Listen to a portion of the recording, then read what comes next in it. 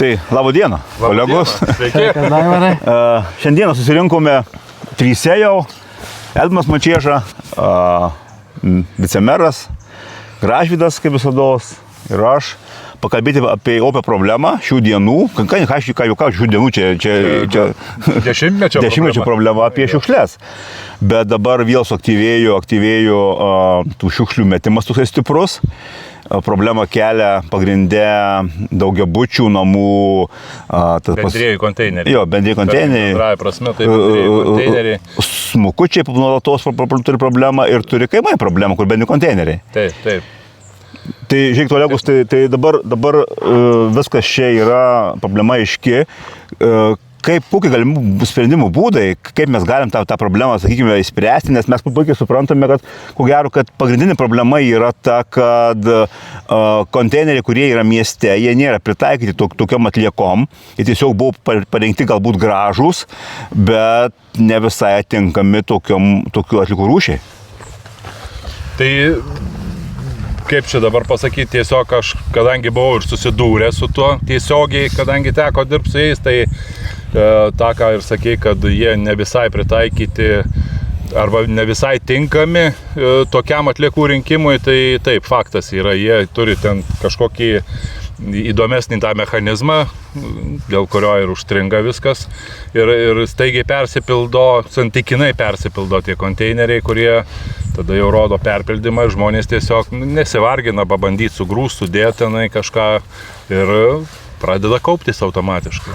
Ne, tai čia kas liečia žmonės, kad jie nesivargina, tai tam žmogui ir jis neturi būti, kad jis turėtų ateiti, išmesti šiukšlės, kad jie būtų nesudėtinga, jis neužtruktų laiko, nestovėtų pusę valandos, plėšytų, pakuotų, netelpa grūstų. Jis atėjo, išmeti šiukšlės, o kai tie konteineriai tam nepritaikyti, tai yra vargas. Tai čia pati pradžia ir nepritaikyta, skylė maža, įmeti tą gerklė maža, vadinkim taip ją kaip po yra. Pats konteineris, jis yra didžiulis, ten jis yra 1,50 m, 1,50 m, bet visas, kaip sakant, valgymo procesas, jis yra labai mažas. Bet žiūrėk, dabar vis tiek, tau teko pačiam susidurti, dirbai toje srityje, tai alternatyva, ar galbūt nekasant naujų konteinerių, ar nėra alternatyvos pakeisti tik tai galvas kažkokiu būdu? Vat neblogą mintį užvedėjai, gal reiktų ir pasidomėti tuo, nes tarkim Kauno yra, teko matyti didžiulės galvos, kur tikrai erdvė didelė ir ten daug dėžių, pakuočių, galima nelankščių sudėti, nors kita vertus paėmus Neringą tą pačią, jų yra labai panašios. Bet ten kažkaip tai jie sugeba užtikrinti, kad būtų švaru. Aplinkui tikrai teko pabuvoti kelis kartus ir pastebėti tuos konteinerius, bet ten nemačiau, kad būtų aplinkui apkrauta. Arba jie sugeba staigiai dar papildomai valyti, kuo sunkiai tikiu. Greičiausiai, kad ten kažkaip jau išmokyti žmonės, kad turėtų sudėti, arba ir pats mechanizmas galbūt veikia geriau, kažkaip paprasčiau ir tiesiog suryja. O šiaip pas mus tai vienas iš variantų turbūt būtų galvos keitimas, kitas vis tik tai žmonės turėtų suprasti, kad reikia kažkaip smulkinti. Aišku, daug kas nuo televizorių dėklų ar dar kažko nesivargins. Per didelė prabanga, kaip sakant, smulkinti į... Jo, tai ką minėjo Gražvydas, žinai, tada tu ateini pasiėmi, nusipirkęs televizorių arba šaldytuvą, ten yra ir polistirenas, ir visa kita. Tau ten, žinai, dabar su ten laukia, ten valandą pipjausi dėžesin, peilį. Ir netgi papildomai šiukšlint. Taip. Pjaustant visą laiką atsiras nuopjovų, kurios dar papildomai sušiukšlins. Tai panašu, kad greičiausia, kad dabar, jeigu kalbam apie miestą, tai manau, kad reiktų žiūrėti galvų keitimą, nes būtų galbūt pigiausias variantas, nes problema metai iš metų nesisprendžiama, nes nieko komunalinis, niekas kiekvieną dieną neprivažinės, bet galbūt ir tol, kol nepakeitim, gal ir būtų pareiga savivaldybės tą užtikrinti, kad komunalinis kiekvieną dieną pravažiuotų, pažiūrėtų. Taip. Mes seniau tą ir darydavom, iš tikrųjų, ir dabar turbūt jie pravažiuoja ir prasižiūri, bet... Bet jeigu jie pravažiuoja, pažiūri, o niekas net važiuoja, neišveža, tai tas važiavimas čia vėl reikėtų kažkaip su tracu, ar tai žiūrėti, ar tai jų sutartys leidžia papildomai išvežti, ar kažką, kad jie, tas vien pažiūrėjimas neužtenka, kad turi būti, yra šiukšlių ir išveži tada. Jeigu aš taip prie sutarčių, man pačiam teko peržiūrėti Danijos įstatyminę bazę, kaip yra tvarkomos šiukšlės, kokiu būdu, viskas yra skaitmetizuota, mato atliekų surinkėjas tiesiog, kada konteineris artėja prie pilno, atvažiuoja, paima, nėra kaip pas mus ten į savaitę renka 2 kartus, tokių dalykų tiesiog nėra. Tiesiog mato, kad pilnėja, atvažiuoja ir išvis, dėl to šiukšlės nesikaupia. Ir dėka šito šiuolaikiškumo, šių technologijų pagalbos, danai sutaupo iki 300% lėšų atliekų surinkimui, nes nereikia važiuoti tuščiai, tu važiuoji ten, kur yra pilnas konteineris, surenki pilnus, imkime paprastą variantą. Jeigu mes turime smukučius, kur problema yra numeris 1 rajone, tai galime drąsiai teikti, kadangi žmonės tikrai ten ir gyvena, jau konteineriai nėra pritaikyti. Jeigu mato atliekų surinkėjas, kad ten konteineris jau pilnėja, jis važiavo paėmė. Tai gal atliekų surinkėjų nereikia važiuoti, sakykime, į Jurbarką, į Kęstučio gatvę, nes ten jisai da pusė konteinerių, bet jam dabar cinkt laikas, turi važiuoti, nori, nenori, nes taip yra. Tai galbūt šitas variantas, keičiant galvas, sudėti automatikas, kad matytų atliekų surinkėjas, kada konteineris pilnas. Tikėtina taip, prieš kokį 10 metų, ar prieš 8 gal, kai domėjausi, tai ta automatika ganėtinai brangi buvo, bet man atrodo, šiandien visai pritarčiau, kad užpildymo automatika, ta elektroninė įranga visa labai greit pinga ir jinai, ko gero, viena iš geriausiai pasiteisintų ir teiktų efektyvumą. Tiesiog gal mūsų net ir sutartys yra ne visai lankščios, kadangi paremtos grafikų metodu. Taip. Tai yra trečiadienis, jau viskas, o galbūt būtent reikia ketvirtadienį vežti iš tikrųjų. Arba reikėjo antradienį vežti. Per vieną dieną, vis tiek mieste ten nedaug, nedidelis miestas ar ten gyventojų, bet atsiranda tiesiog netikėtų tų šiukšlių, kurios ir matosi labai smarkiai. Tai vienas iš variantų, tai gal net vienas iš veiksmingesnių, manau, būtų dėti elektroniką, kad matytų vežėjas ir lygiai tas pats, kaip skelbiant tuos konkursus, tai ten yra nustatyta aibė reikalavimų vežėjams, matyti tonažą, ten skirstimus visokiausius, ten programinės įrangos, ten baisiausia, kur kainos ten 20-30 tūkstančių siekia.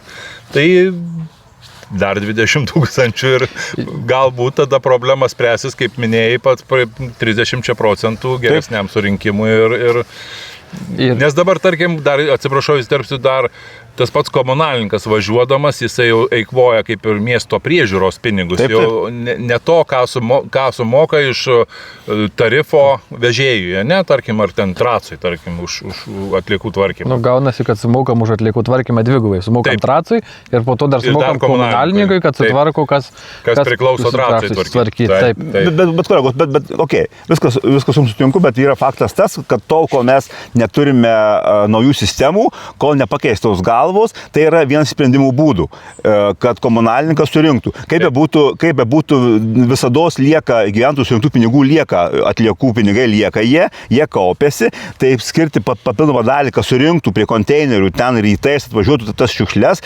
aptvarkytų, tai problemos tikrai aš nematyčiau. Tol, kol nėra atnaujinti konteinerių galvos ir nėra elektroninės sistemos. Jo, kol nepriimtas kitas sprendimas. Bet šitoj vietoje taryba turėtų, manau, kad priimti sprendimą ir įpareigot komunalininką tvarkyti papildomai. Jeigu tai eitų šneka apie komunalinių atliekų rinkimą, nes tarkim pas mus rajone tai renka 2 vežėjai, 2 surinkėjai, komunalinės ir žaliasias vieni, o jau rūšiuojamas atliekas renka kiti. Tai šitoj vietoj tą, ką renka, tarkim, komunalininkas šiuo atveju, kadangi žinom pakuotės ir stiklą, tai jie dažniau ir važiuoja iš tikro, bet čia problema didžiausia vis tiek visada kyla su komunaliniam atliekom bendrosiom. Bet tada grįžtame mes prie bendrųjų atliekų ir ta problema mieste yra biškai mažesnė, kadangi visi konteineriai jie užpildomi, tik tai nesistemingas vežimas kelia problemą, bet grįžtam prie kaimo. Tada norėjau paklausti Gražvydo, vis tiek esi smalininkietis ir važiuoji ir matai, aš tą pastebiu, kad smalininkų konteineriai dažniausiai būna pilni, perkrauti per viršų, primėtyti šalia. Tai kokie galimi sprendimų būdai kaimo vietovėse, kur nėra tų naujoviškų konteinerių, kur ko gero reikia daryti, tikrai reikia rengti taip kaip mieste, daryti automatinius juos, kad matytų, reikia viską skaitmenizuoti. Tai ką daryti dabar šitoje vietoje dabar, ką mes galime padaryti? Tai dabartinė situacijai kaimuose, nu yra seniūnai. Jie vis tiek važiuoja, mato, turėtų informuoti Tracą, kad yra pilni konteineriai, kad reikia išvežti. Bet vėl mes čia susidarom problemą, yra grafikinis išvežimas. Taip. Tu trečiadienį negali šiukšlinti, nes šiukšlės išvežti tik penktadienį. Taip. Ir kitas su grafikiniu yra savaitgaliais irgi neveža.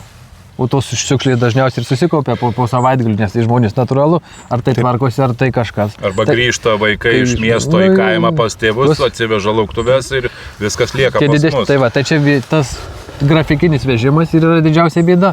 Būtų vežimas pagal faktą, pilni konteineriai išvežė. Į tos problemus nebebūtų ir tikrai ko gero susitaupytų pinigų. Tai reiškia, galim konstatuoti tokį dalyką, kad čia mieste reikalingas galvų keitimas ir skaitmenizavimas.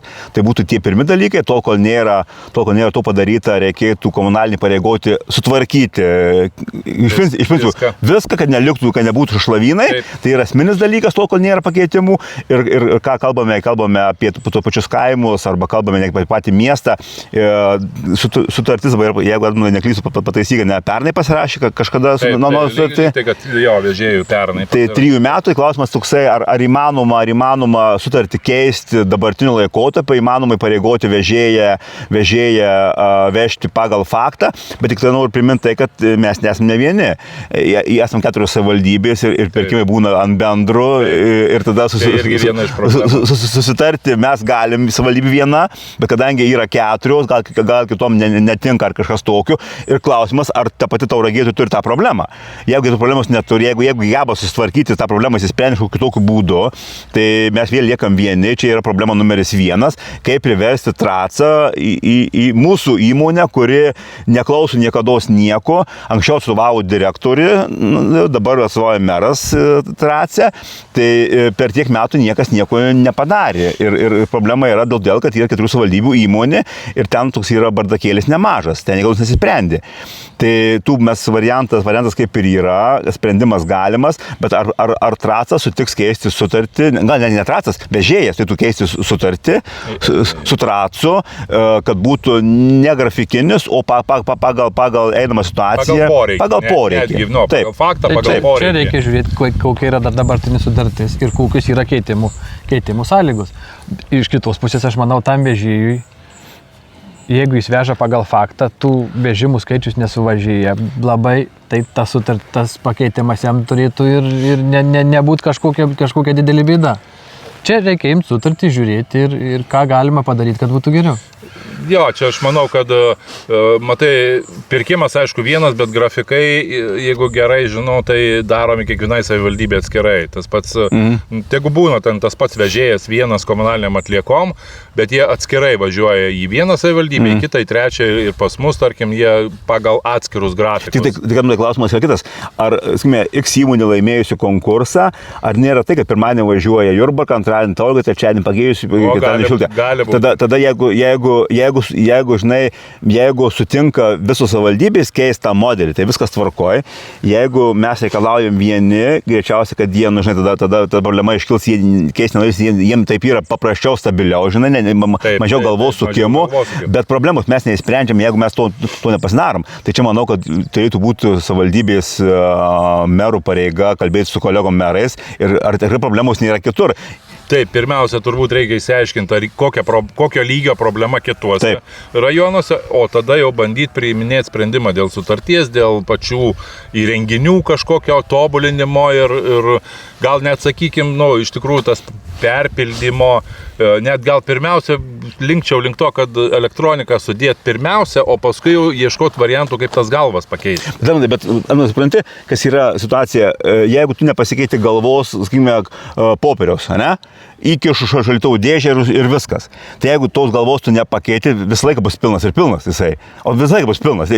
Atvažiuosi išveš, o ten tik tai kišta viena dėžė. Tai mano giliu įsitikinimu tai būtų eiliškumas toksai, keičiamės galvas, tuo pačiu montuojamės elektroniką. Ir tada galimai ta problema sumažėtų labai drastiškai, arba visai nebeliktų, jeigu eitų sudėti normaliai šiukšlės. Sumažėtų drastiškai, kad neliktų, tai čia abejotinas.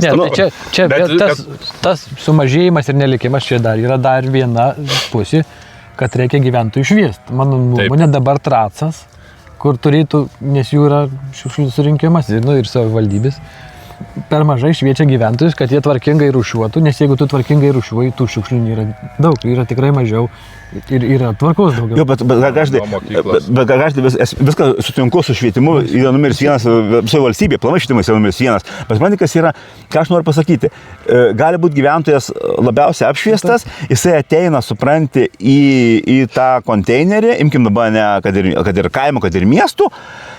Ir kas kaip pasakė, jisai pilnas yra, o tik veš trečiadienį, o dabar yra pirmadienis. Tai kam su tom šiukšliam? Tai aš nesižinau šiukšlių, tai aš dedu šalia jos, dedu šalia konteinerių ir ateina kitas deda, gaunasi krūva. Taip. Tada imkim popierių, įkišu vienas dėžę nuo šaldytuvų ir viskas. Ir suprantate, tai yra pilna jau. Taip. Tai vat, čia tas švietimas viskas yra tvarkoje, yra viskas turi būti kartu. Taip. Bet sistema turi. Jo, bet kolegos, į pabaigą vis tiek eisim jau, ateikime dar prie tekstilės. Edmundai, tu gal geriausiai žinai tą asociaciją, nes aš kiek matau, tekstilė aplamai yra, ar jinai vežama kokiu būdu, nes čia būna kalnai tų visokių dalykų. Tekstilė tai yra, jie vežama iš vis atskiro pirkimų, nupirkta paslauga, pastatyti tie konteineriai ir vežama čia jau itin retai. Iš tikrųjų, šitoje vietoje irgi ta pati problema kaip ir su komunaliniam. Tiesiog kartais kažkas žmonės atneša neaiškius maišus tenai, neaišku ką. Iš labdaros, iš prekybininkai. Reikia išsivalyti labdaras visokias viską ir praktiškai vienu įpu gali užkišti tą visą. Jo, bet gerai. Tokių esu tikrai matęs. Okay, užkišu. Ir tada mūsų pirkimas sako veš mėnesio gale. Taip. Tada čia tikrai taip ir yra, man atrodo, kartą į mėnesį. Tai va, imkim smalininkus ar miestą, ta dėžutė yra kokiu kubu. O kas yra kubas? Tai yra nieko. Tai yra nieko ir tu tada krauni šalia, darai savartyną. Ir ką mini gražiai, reiškia, vėl mes samdom ten kažkokį komunalinį, ar senių savo siunčia darbuotojus, kur tvarkytų.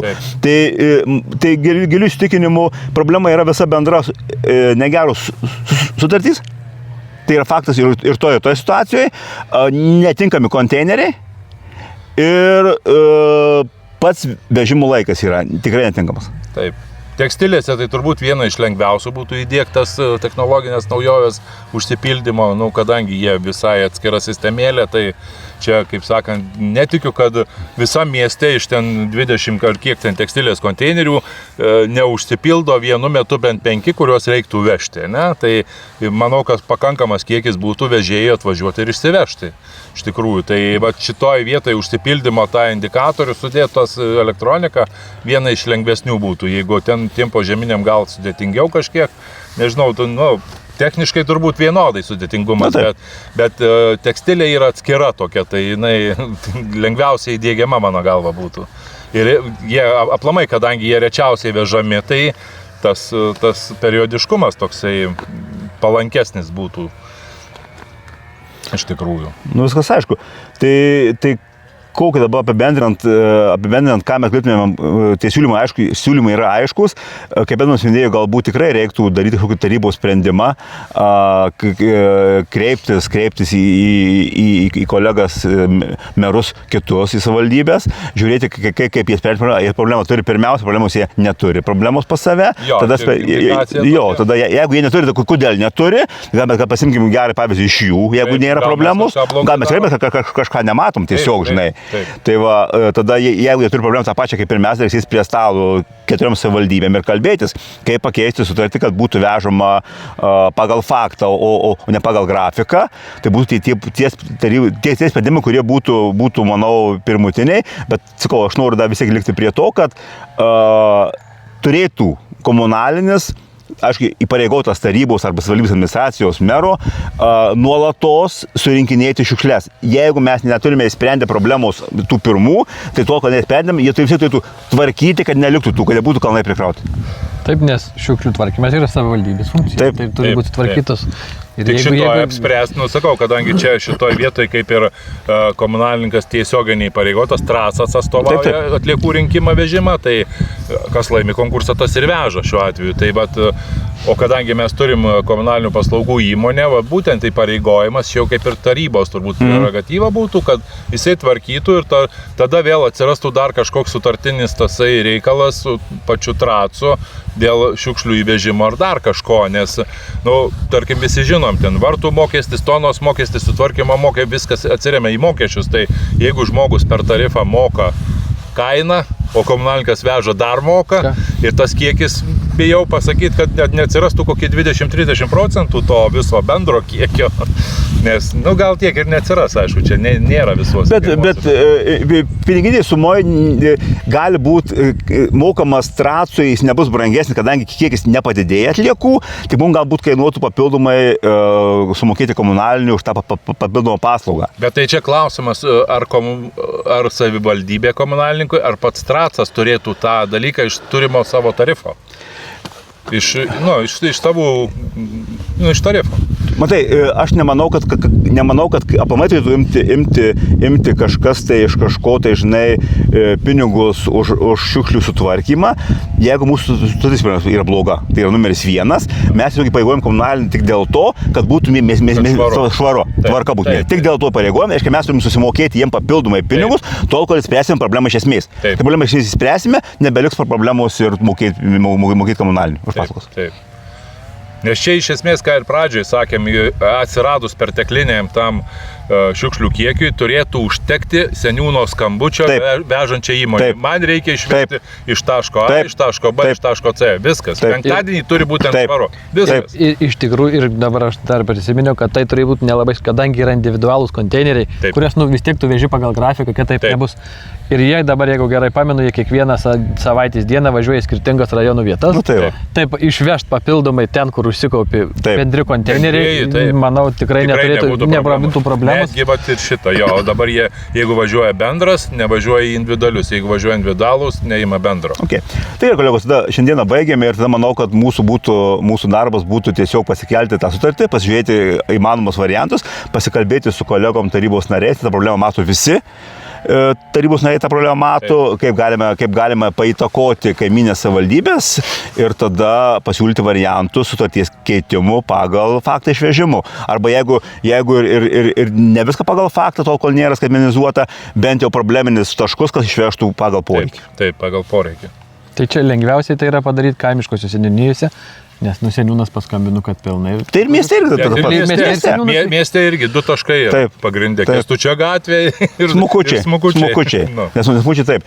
Tai gerai tada, kolegos, tai ačiū už pokalbį šiandieną. Sutiksim kitą kartą su kita tema, pabendrausim vėl, pasiūlysim sprendimų būdų. Ir tada ką, iki kitų kartų.